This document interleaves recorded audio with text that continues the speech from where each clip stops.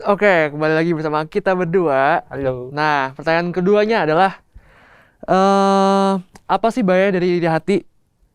Kan ngiri itu bukan perbuatan kriminal ya. Nah, itu pertanyaan keduanya. Menarik nih. Ini pertanyaan menarik banget. Tapi menurut lo berdua gimana? Gimana, Menurut Za? gua, memang iri itu bukan tindakan kriminal. Iri juga bukan, nggak ada undang-undangnya bahkan ya yang soal iri itu.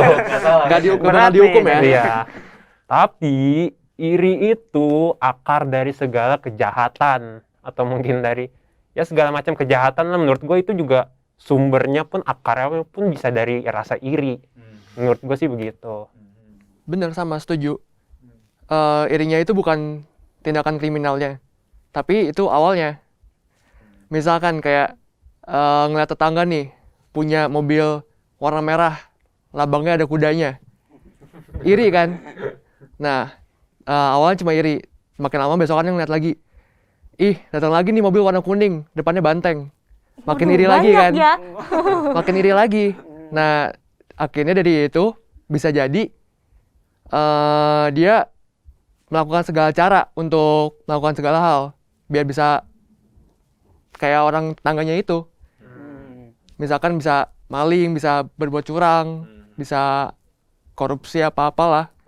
Itu kan kriminal akhirnya. Gitu. Jadi bukan ngiri itu bukan tindakan kriminal, tapi itu awalnya. Iya. Ya setuju banget ya. Benar-benar kayak menurut gua ini menarik banget sih. Dan ya ini pun gak cuman sekedar apa ya? Gak cuma sekedar omongan-omongan kulit ari lah. Ya. Bahkan di Alkitab pun tercatat ya. Bahkan dari kita pernah Iya, ada di Yakobus Ayat 3 ayat 16. Gimana, Dis? sebab di mana ada iri hati dan mementingkan diri sendiri, di situ ada kekacauan dan segala macam perbuatan jahat.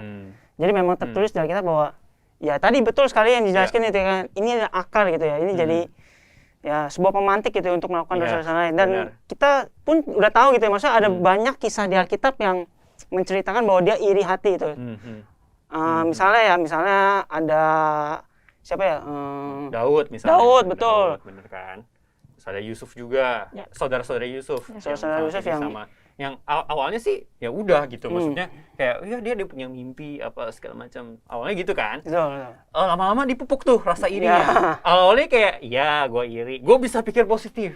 Dia adik gue gitu kan. Dia suatu hari akan ini sukses dan segala macam. Ya udah gitu. Tapi lama-lama dipupuk terus. Ini orang kenapa makin lama makin sombong ya? Gue lihat makin nyebelin nih, gitu kan? Gitu kan dia mulai kayak gitu tuh. Nah dari situlah mulai terpantik. Bener banget tadi kata Reza sama Felix juga bilang gitu. Itu pelan-pelan ada rasa gitu ya kayaknya. Serem banget sih. Iya kayaknya. Aduh.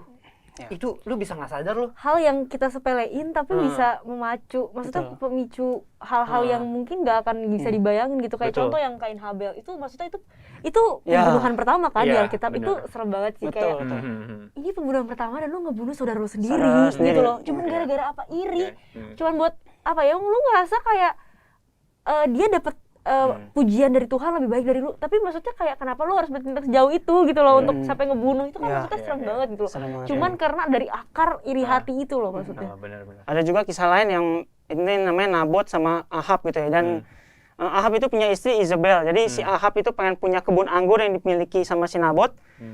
Tapi ditolak gitu ya sama si Nabot. Dan istrinya itu karena istri raja gitu, dia punya kekuasaan, ya dia pakai segala cara gitu, termasuk ya ujung-ujungnya pembunuhan juga pada Nabot gitu.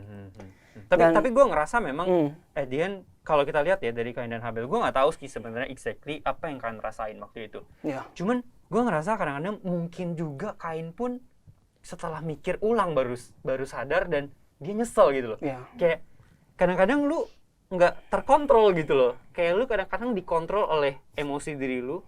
Lu pada pernah nggak sih kayak lu marah akan sesuatu dan lu kayak lu ngerasa tuh gerak sendiri aja gitu. Ya. Serem banget sih. Iya kan? Kayak gue pernah gitu, gue kesel akan sesuatu, ya gue tiba-tiba kesel, gue pukul tembok lah. Ya, lost control gitu lost ya. control gitu loh. Dan hebatnya itu ketika pukul tembok, normalnya kan sakit. Normalnya, ya kan? Saat itu jadi manusia tidak normal.